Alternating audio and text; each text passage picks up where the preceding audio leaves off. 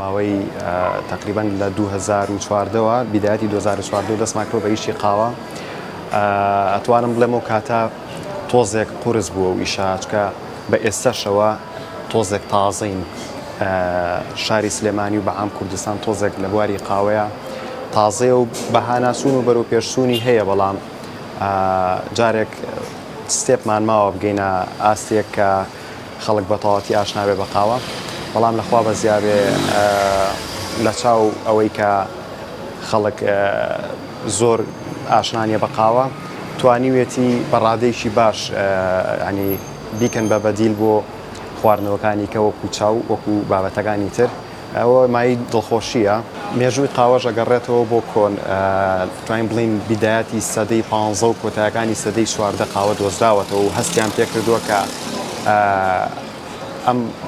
چۆن بڵیت ئەم بەرووبوومە ڕۆکیە تەئسیراتێکی هەیە لەسەر جسمی مرۆڤ. بیدایەت لە وڵاتی ئەسیوبیا شوانێک ئەم بەرهەمەی دۆزیەوە بە ناوی کاڵتیەوە کاتێک هەستی کرد کە ئەو ینی مەڕووماڵاتی کە هەیەی خەویان تێک چووە شەوان ناخەون چالاکن هەستی بەم گۆڕانکاریانە کرد. کاتێک بە دوواداچوونی کرد سەیری کرد لە بەرووبوومی دارێک ئەخۆن کە ئەویش داری قاوە بوو. دوای ئەو وردە وردە پەری پێدرا و گەشتە ئاستی برژاندن و لە سەدەی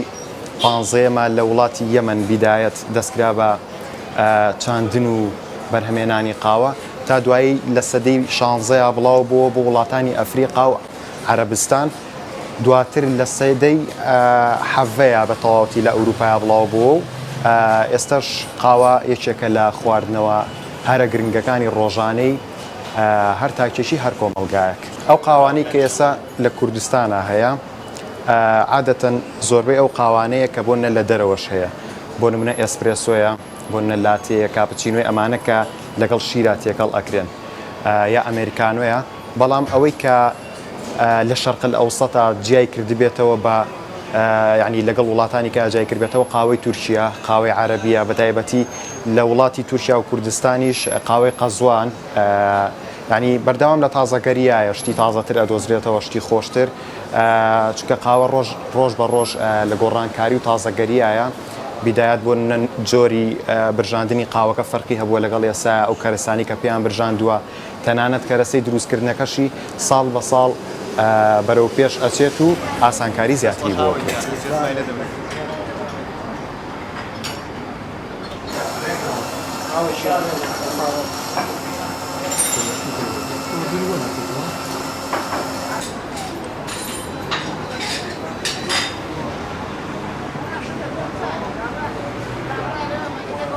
ڕەتفعلی خەڵک لە کوردستان مای دڵخۆشیە کە ساڵ بە ساڵ ینی هەست بەو گۆڕانکاریاکەی کە خەڵک چۆن بڵی بەرەو ڕووی قاوەیەن ینی ناساندنی قاوە لێرە تۆزە شتێکی ئەوە ناڵم قورسە بەڵام ئاسانیش نییە چونکە ئێمە بەعام شەرق لەوسەت و بەتایبەتی عێراق و کوردستان چاوەکو خواردنەوەیکی گرنگ دانراوە و هەر لە مێژی شەوا بووە. بەڵام لەناو عەرەبی عێراقا ئێستا قاوە زۆر باو ینی ئەوە شتێکی تازەژ نییە بۆ عەرەبی عێراق چکە لە دێر زەمانەوە لە پرسەکانەوە لە داوەتە عەشایەرەکانەوە عەشیرەتەکان هەر قاوە خۆر بوون. بەڵام لە کوردستان شتێکی تازەیە و بەڵام مای دڵخۆشیە کە خەڵک وردە وردە بەرەو ڕووی قاوە ئاچێت. قاوەی قەزوانیش لەناو خەڵکە چونکە مۆرچێکی کوردەواری پێوەیە مەرغوبترە خەڵک حەزی لە قاوەی قەزوانەکەی. بەڵام ئەگەر بیتە سەر ئەو قاوانی کە کافاینیان بەرزە و ئەو قاوانی کە ینی تاڵن ئێسپرێسۆ و قاوەی عەرەبی و قاوەی تورکی خەڵک ینی زیاتر حەزی بەوانە هەیە. وەرزی سەرما لەگەڵ وەرزێکی بۆ نەوەکو هاوین فەرقی هەیە بۆ پێشوازی خەڵک لە قاوە و قاوەخۆر ینی خۆی هەر بە تەبعی ئینسان وایە لە گەرمایە شتی فێنەکە خوات و لە سەرماشە شتی گەرمکەرەوە خوات. بەڵام لە زستانە ڕاستە قاوە خواردن لە ناو خەڵکا زیاتر ئەبێت بەڵام تۆ لە هاوینی شا کۆمەڵک بەدیلێ هەیە بۆ ئەوەی کە کافین یەکبەی بە جسمن لە بەدیلی قاوەکەی کە تۆ لە زستانای خۆی بۆ نمونە سۆرنەوە هەیە وەکو ئایس کۆفی وەکو ئایس ئەمریکانۆ وەکو فرێدۆ وەکو فراپێ کۆمەڵک تایپ هەیە کە تۆ توانی بیکەی بە بەدیل بۆ قاوە گەرمەکان کە لە زستانای خۆی.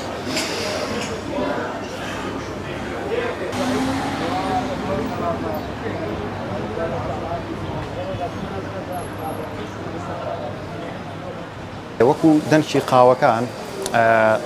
لە عالەما زۆر ینی وڵاتێک کە بتوانێت قاوە بەرهەم بێنێت بە تایبەتی وڵاتانی کە لە ئەمریکای لاتینن یا لە ئەفریقان ئەوان بەرهەمهێنەرێکی سەرەکی قاون بۆ هەموو عالم بە تایبەتی وڵاتی کۆلۆمبیا وڵاتی بەرازیل وڵاتی ئەسیوبیا کە هێتە بەشی ئەفریقاوە وڵاتێک ینی زۆرن ئەو وڵاتانەی کە ئێستا قاوە بەرهەمەهێنن و لە هەر وڵاتێکیش نوعەتی باش و نوعەتی باشتر هەیە ینی تۆ ناتوانانی مشخصیکەی بڵێ ئەو وڵاتە باشترین نوعی قاوە هەیە چکە لە هەموو وڵاتێک نوعی باش و باشتر هەیە هەر وڵاتێکیش بەپی کەش و هەوا و ژینگەی خۆی جۆری قاوەکەی جێ ئەکرێتەوە لە قاوەی احتیادی قاوەش خۆی بە طبیعەتی خۆی کۆمەڵێک تایپی هەیە ینی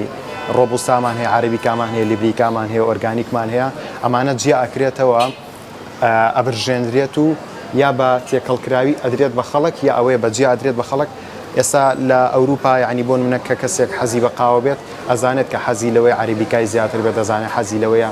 100% ئەمە عەرەبیکا بێت قاوەکەی بیخوات فەرقەکات لەو ڕۆ بەڵام هێشتا ئێمە لەو ڕۆ تۆزێک ماڵمانە بگەینەوە ئاستا وەڵاهی قاوە خواردن خۆی هەر بە طبیعەت بەیانیان خۆشترە قاوە هەموو کاتێکە خوێت بەڵام ئەو کافاینەی کە لە قاوایە دۆپامین لە جسمان کاراترەکات یعنی وە ئەکات کە تۆ ئەو